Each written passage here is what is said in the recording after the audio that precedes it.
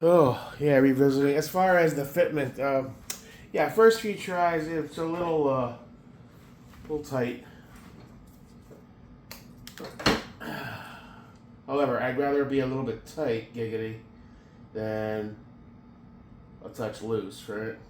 I'm looking at the bottom. I'm wondering if part of that is that, no, okay, that roll pin. Now you can see a little bit of material kind of wearing down a bit, so my guess is it's polymer. It seems to be good quality polymer, but you're never gonna you're never gonna get it to like this. Like I wouldn't. This isn't polymer. I don't think this is more like a high grade commercial plastic on this 556. But I am noticing as it wears down a little bit, it's finding it's fine now. So it took a few tries. And keep an eye on the auctions in case anything cool pops up. Yeah, I love all the new guys that join the auction group and they lose their shit when they see how low some things go for. It's the market, man. You know, you can't expect to get what you paid retail for anything in the gun world unless it's like super rare HK, CAC, that kind of shit. You're gonna take hits like those contacts. I think if you look for those online, like if you go to Atomic Defense, Comtac single leads, Peltors, they're asking like 789, 889, something like that. When I got them through my guy in the auction group, I think I paid in the 650s. I sold them for about a little below 450, but he made up the difference by paying for his own shipping. So you're gonna take hits. Is what it is, man. All right. Yeah, so that's already fitting better. It just needs to wear down a little bit. But it's super snug. If I lock these up, it ain't going nowhere, man. You know. Thursday, the prototype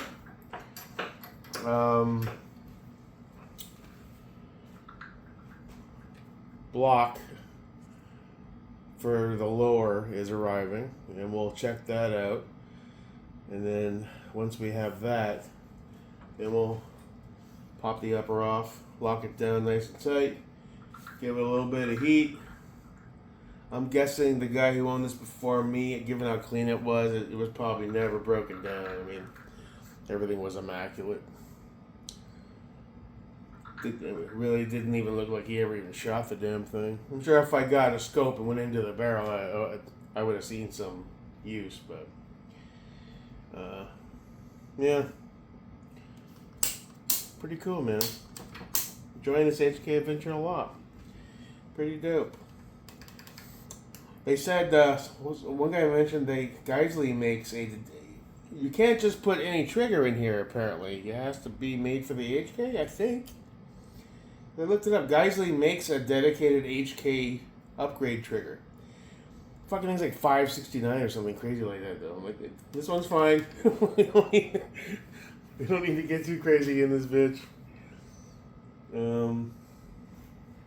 Yeah, that worked out great. Now, it's a little pricey. Retail on this, I posted the link. It's $140. But you're supporting a small business. It's a bit of a boutique size, and the strange thing I found is when you search for one, you don't really see much pop up, if anything. So maybe the algorithm in the search isn't tagging them, but I didn't find anything when I did a few initial searches as far as Vise blocks that fit it. It's proprietary, so maybe that's why there isn't a whole lot of money in tooling up and making these in a large bulk scale, because it's not like a standard AR. It's very unique in its size. But yeah, and I think Wednesday the HK parts order comes in with the Armorer's kit, the German punch set. And hopefully we'll be able to get this little itty bitty. I've never seen a roll pin that small. I thought the roll pins that are on some of the other small bars, like the one for the trigger guard, that's nothing. This one's half of a grain of rice, a third of a grain of rice. It's a tiny little dude. Gotta be extra careful not to lose that. Once it hits the floor, that's it. It's gone. I don't even know how to order one that small. Yeah, okay. The holster didn't show up today. It's got delayed, I guess, so for the 43X, the Hellhound. Hopefully that pops in tomorrow. And we'll just move on forward as best we can. Weather is shit. It's been pouring rain. And we have rain. So the next few weeks, that wet season's really going to be smacking us. So I'll try to find some way to get out. The humidity's been god-awful still. You're not really motivated to go out there.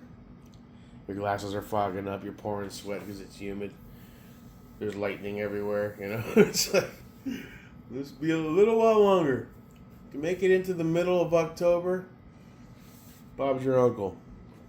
Although there's been Halloweens that are still super hot and humid, so November, yeah, usually that's when it starts getting real nice. A nice break from the long, hot summer.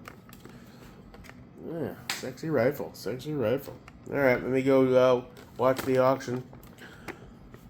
I sold, what else? Oh, yeah, on tax swaps proving to be pretty useful. I offloaded, a dude reached out and asked about the TLR 7X FDE I had on the ODG FNX9. He's like, would you be willing to just sell the light? Like, sure, whatever. I gave him a decent deal. I got $1.25 for that, so. Just stacking some dollary dues. Move on forward. My credit cards are coming down a lot. I've sent in quite a few payments now. I'm feeling a little better.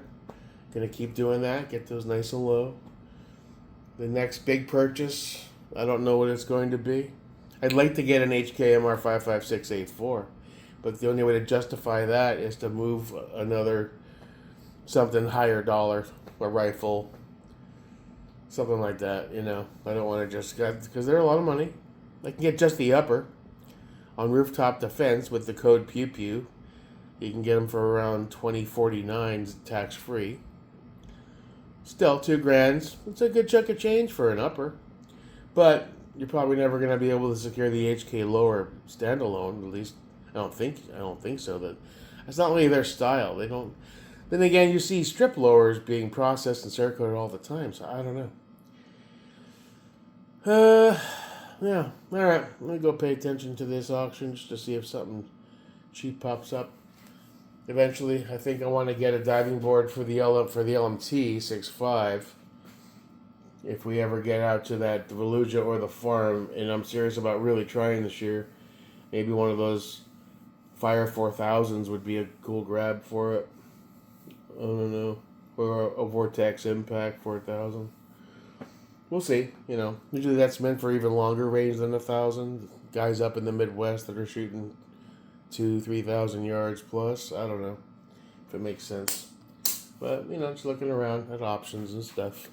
All right, enjoy your week, boys. Be good. Till next time, your boy, Jake America. Peace.